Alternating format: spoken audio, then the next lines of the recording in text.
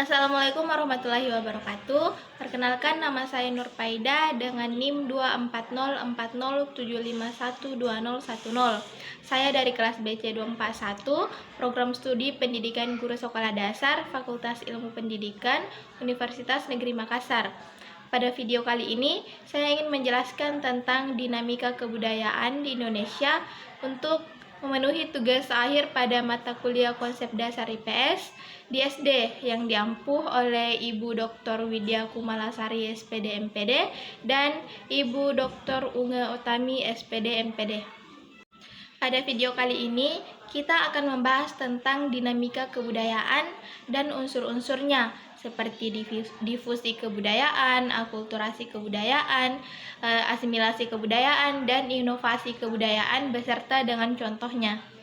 Pertama, kita akan membahas apa sih itu kebudayaan. Nah, kebudayaan sendiri menurut Kwetjadiningrat merupakan keseluruhan sistem gagasan, tindakan, dan hasil karya manusia dalam kehidupan bermasyarakat. Nah, unsur-unsur budaya sendiri terdiri dari beberapa unsur seperti bahasa, sistem pengetahuan, sistem kemasyarakatan, peralatan hidup, mata pencaharian, religi, maupun kesenian. Selanjutnya, kita akan membahas tentang dinamika kebudayaan.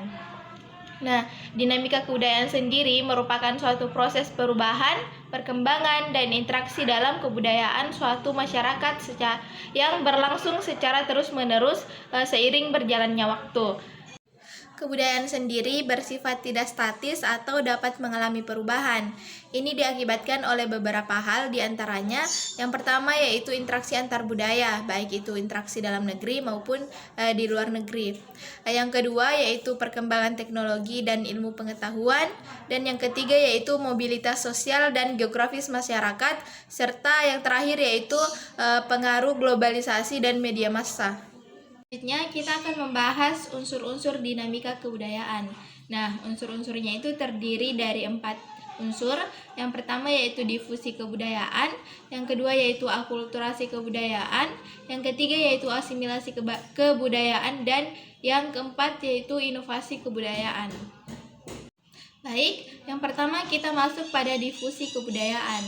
Nah, difusi kebudayaan sendiri merupakan suatu proses penyebaran unsur-unsur budaya seperti ide, teknologi, kebiasaan, dan barang dari suatu kelompok masyarakat ke kelompok masyarakat yang lain tanpa banyak merubah bentuk dasarnya.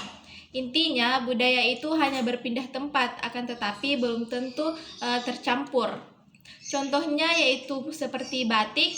Teknik batik berkembang dari Jawa, tepatnya di daerah Solo, Yogyakarta. Dengan melalui perdagangan, pameran, dan media sosial, teknik ini menyebar ke Sumatera, Kalimantan, hingga Papua, sehingga motifnya menyesuaikan daerah tersebut. Tetapi proses membatiknya tetap sama. Yang kedua yaitu akulturasi kebudayaan. Nah, akulturasi kebudayaan merupakan suatu proses ketika dua budaya berbeda bertemu dan saling mempengaruhi. Lalu muncul bentuk baru, tetapi ciri asli dari masing-masing budaya tersebut masih mudah dikenali. Ia lebih dari sekedar menyalin seperti difusi dan belum sampai melebur total seperti asimilasi.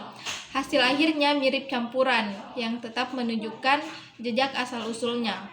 Contohnya seperti teknik ukir kayu Jawa yang terpadu dengan pola non-figuratif Islami. Ini mengikuti larangan penggambaran makhluk hidup sehingga menghasilkan ukiran bernuansa Jawa, akan tetapi motifnya mencerminkan estetika Islami. Selanjutnya yaitu asimilasi kebudayaan. Nah, asimilasi kebudayaan merupakan suatu proses percampuran dua budaya yang berlangsung begitu dalam, sehingga unsur-unsur asli dan pendatang melebur menjadi satu identitas baru. Nah, setelah mengalami asimilasi, sulit bagi kita untuk memisahkan bagian mana bagian asal dan mana bagian yang baru, sehingga semuanya sudah menyatu.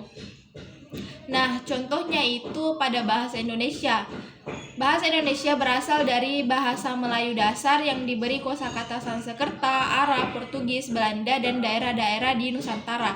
Sehingga campuran itu dilembagakan menjadi suatu bahasa baru, yaitu bahasa Indonesia pada tahun 1928. Dan kita menggunakannya tanpa memisahkan asal katanya. Yang terakhir yaitu inovasi kebudayaan. Nah, inovasi kebudayaan sendiri merupakan proses munculnya unsur budaya yang benar-benar baru, bisa berupa gagasan, teknologi, karya seni, kebiasaan, ataupun lembaga yang diciptakan oleh manusia untuk menjawab kebutuhan dan tantangan zaman. Jadi bukan hanya sekedar menyalin atau mencampurkan yang sudah ada, akan tetapi menghasilkan sesuatu yang sebelumnya belum kita kenal. Contohnya yaitu seperti pengrajin batik dan fashion muslim.